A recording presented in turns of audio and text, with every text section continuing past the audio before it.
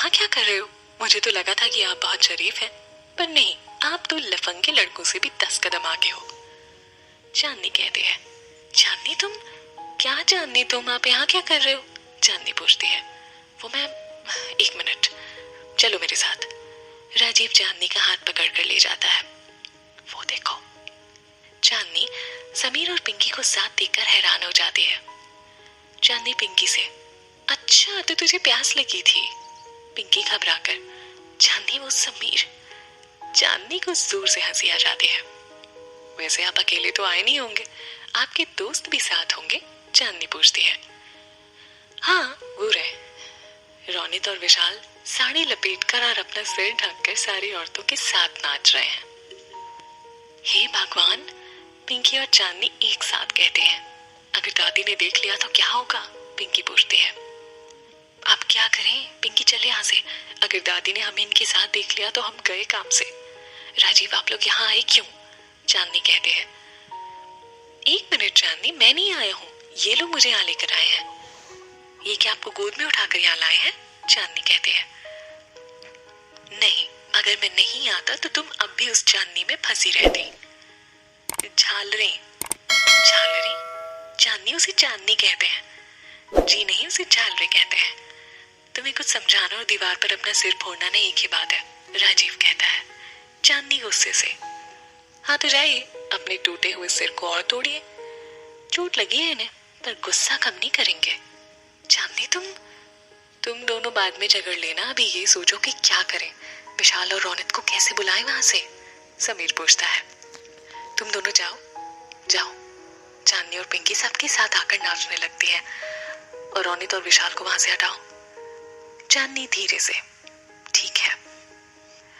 चांदनी और पिंकी भी आकर सबके साथ नाचने लगते हैं।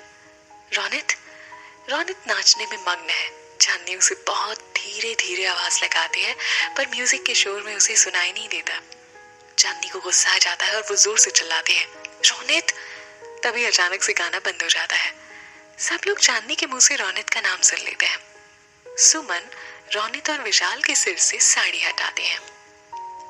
सुमन हैरानी से, रोनित तुम यहाँ क्या कर रहे हो? विशाल, वही जो आप सब कर रहे हैं। सब लोग हंसने लगते हैं। तुम अकेले तो आए नहीं होंगे, समीर भी साथ होगा, है ना? सुमन पूछती है। हाँ है ना, वो रहा समीर। समीर और राजीव भी आ जाते हैं। सब लोग उन्हें देखकर हैरान हैं। समीर धीरे से रोनित से, मुझे पता था तो एक दिन अपने साथ मुझे भी मरवाएगा। दादी, ये दोनों मुझे जबरदस्ती यहाँ लेकर आए हैं, वरना मैं यहाँ कभी नहीं आता, विशाल कहता है।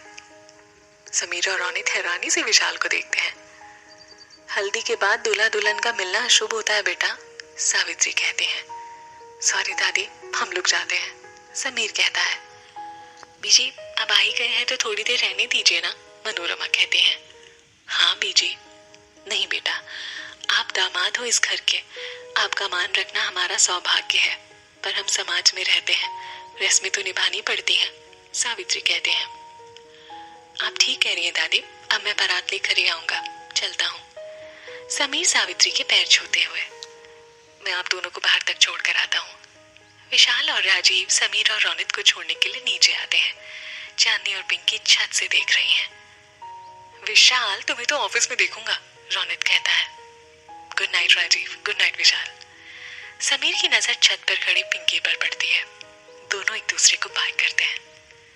गुड नाइट, राजीव कहता है। गुड नाइट, विशाल कहता है। दोनों चले जाते हैं। अब चले या यहीं खड़े रहेंगे? मुझे नींद आ रही है, राजीव कहता है। हाँ चल। मैं थक गई हूँ और मुझे यहाँ नींद नहीं आएगी, मैं अपने कमरे में जाकर सोती हूँ, सावित्री कहते हैं। जी, सावित्री चली जाती हैं। बहुत रात हो गई है, अब हम सब भी सो जाते हैं, सुमन कहती है। मुझे भी नींद आ रही है। सब छत पर सो जाते हैं। चांदनी लेटे लेटे, पिंकी 2 दिन बाद तेरी शादी हो जाएगी और तू हमेशा के लिए अपने घर चली जाएगी, मैं कैसे रहूंगी तेरे बिना? चांदनी कहती है। एक रास्ता है मेरे पास, पिंकी बोलती है। कैसा रास्ता? मेरे जाने के बाद तू और राजीव भैया दिन रात झगड़ना, राजीव भैया से झगड़ने से तुझे मेरी याद कम आएगी, पिंकी कहती है। पिंकी, तू सच ही तो कह रही हूँ। वैसे मुझे तुझसे एक बात पूछनी थी। पिंकी कहते हैं। क्या? चल मेरे साथ। पिंकी चांदनी को उठाकर सबसे अलग ले जाते हैं। क्या हुआ? पिंकी चांदनी को वीडियो दिखाते हुए। चांदनी, तेरे और राजीव भैया के बीच कुछ चल रहा है? चांदनी मुस्कुराते हुए। पिंकी, तू राजीव को जानती है ना? राजीव इस शहर में एक सपना लेकर आए हैं और उन्हें अपने सपने के अलावा कुछ दिखाई नहीं देता। उनकी माँ के साथ जो हुआ उसके बाद उनका भरोसा प्यार से उठ चुका है। ये सब जानने के बाद तुझे लगता है कि राजीव मुझसे कभी प्यार करेंगे? मैं भी ना कुछ भी सोचती हूँ। वैसे भी अगर ऐसा कुछ होता तो तू सबसे पहले मुझे बता दे। पिंकी कहते हैं। चांदनी पिंकी को गले लगाकर। हाँ, अब चल सो जाते हैं। चल। आई एम सॉरी पिंकी, इस वक्त मैं तुझे ये नहीं बता सकती क्योंकि मैं नहीं चाहती कि मेरी वजह से तेरी जिंदगी के इन खूबसूरत लम्हों में तू उदास हो जाए। चांदनी कहते हैं। अब वहां क्यों खड़ी है? मैं पानी लेकर आती हूँ। चांदनी पानी लेने किचन में आती है। पानी लेकर वो ऊपर आती है। अचानक उसे राजीव के रूम से कुछ गिरने की आवाज आती है। वो राजीव के रूम में जाती है। राजीव आईने के सामने खड़े होकर अपने सिर की पट्टी निकाल रहा है। चांदनी पानी का जग टेबल पर रखते हुए। राजीव, ये क्या कर रहे हैं आप? पट्टी चेंज कर रहा हूँ। हे भगवान, कितना खून बह रहा है, यहाँ बैठिए। चांदनी राजीव को बेड पर बैठाती है। चांदनी, मैं कर लूंगा, वो तो दिख ही रहा है। अब चुपचाप बैठिए और मुझे ड्रेसिंग करने दीजिए। चांदनी कहते हैं। चांदनी राजीव की पट्टी निकालकर चोट साफ करते हैं और दवाई लगाते हैं। चांदनी घबराकर, दर्द हो रहा है। चांदनी राजीव की चोट पर फूंकने लगते हैं। राजीव उसे एकटक देख रहा है। अभी भी दर्द हो रहा है? नहीं, राजीव कहता है। चांदनी राजीव की ड्रेसिंग कर देती है और उसकी मेडिसिन और पानी लेकर आती है। चांदनी राजीव को मेडिसिन देते हुए।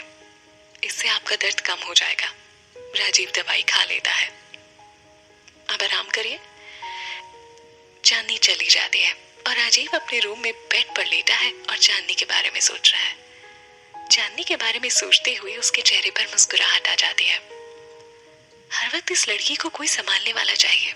कभी खुद गिर जाती है तो कभी कुछ इस पर गिर जाता है। पिंकी और सब सो चुके हैं और चांदनी भी अकेले झूले पर बैठी राजीव के बारे में सोच रही है।